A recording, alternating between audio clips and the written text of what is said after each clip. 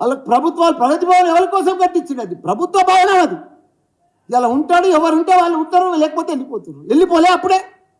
దానికి రకరకాలు చెప్పారు. దాంట్లో ఆ బిందెలు ఉన్నాయి, ఈ అద్దాలు ఉన్నాయి, ఇవ్వదు అవి ఉన్నాయని. ఎవరి కోసం? ప్రజలు ఎవరు సీఎం ఉంటే వాళ్ళు ఉంటారు. ఇప్పుడు లేడా డిప్యూటీ సీఎం కూడా? మేము వద్దనమా?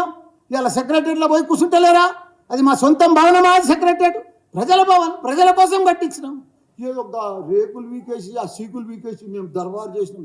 చెయ్యి దర్బార్, వచ్చిన తీసుకో, కంప్లైంట్స్ అన్ని రిసీవ్ చేసుకో, వాళ్ళని క్లియర్ చేయి. మేము వద్దంటున్నామా? ఒక్కటి క్లియర్ తీసుకునేదే కానీ క్లియర్ చేసేది లేదు. ఇంకెప్పుడు చేస్తాం? 4 ఏళ్ళ దాకా రూపాయి క్లియర్ చేయరాదు. ఒక్క స్కీమ్ కూడా 6 గ్యారంటీ లేవు, ఏమి లేదు. ఉత్తమ ఆటలు. నువ్వు ఇచ్చేటానికి మనిషి ఉంటే జరిసేపట్లు ఆన్లైన్లో కొట్టేయచ్చు. ఏముందని పెద్ద సుతారం. అది అడ్మినిస్ట్రేషన్ రావాలి. అది కేసీఆర్కే ఉంది. అడ్మినిస్ట్రేషన్ దిమాగ్ ఉండాలి, పరిపాలన వ్యవస్థ ఉండాలి, ఎక్స్పీరియన్స్ ఉండాలి. డబ్బులు లేకున్నా సంసారం నడిపించేటో లేరా? అట్లా రాష్ట్రం, అట్లా కేసీఆర్ నడిపించింది. డబ్బు నుండే చేసిండా? మీరు గెలుస్తారని అప్పులు చేసి పెట్టిండా? అవన్నీ కూడా అభివృద్ధి కోసం ప్రజలు అంతా గుర్తుపడుతున్నారు. కాబట్టి మేమేమో ప్రజలు తప్పకుండా ఎంపీ ఎలక్షన్లో భారీ మెజార్టీ తోటి మాకు మొత్తం 16 సీట్లు భారీ మెజార్టీ అంటే ప్రజలు తెలిసిపోయింది. ఈ అప్లికేషన్లు, ఈ తుతుంబాలు, ఇదంతా అంబకు, ఇవన్నీ మీటింగులు ఇవన్నీ వస్తున్నాయి. 2 ఇచ్చినాం. 2 ఇచ్చి ఏం చేసారు? బస్సులలో మహిళలను కూర్చోబెట్టి కొట్లాడుకుంటారు ఆడ బస్సులలో.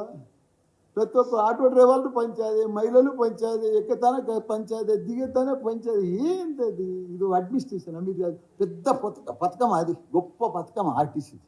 అరే ఆర్టీసీ గవర్నమెంట్లో కలిపిండు, ప్రతి ఒక్కరిని కూడా గవర్నమెంట్ గెజిటెడ్ చేసి విడిచిపెట్టిండు. అది కేసీఆర్ ఇచ్చింది. ఎవరు చేయలేరు. ఒక్కొక్క స్కీమ్, ఒక్కొక్క పథకం మామూలుది కాదు. ఎవరు చేయలేరు. కాంగ్రెస్ ఏందే?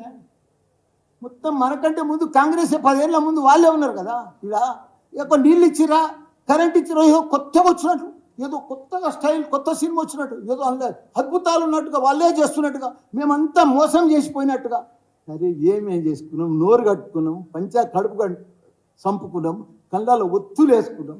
రోజు మా ఎమ్మెల్యేలు కానీ, కార్పొరేటర్లు కానీ, కౌన్సిలర్లు కానీ ఇట్లా కరెంట్ రాలేదు, ఇట్లా రెప్ప కొట్టే లోపల కరెంట్ పోలే. ఇప్పుడు ఏమన్నా కరెంట్ పోతుందా? కాంగ్రెస్ వచ్చిందా?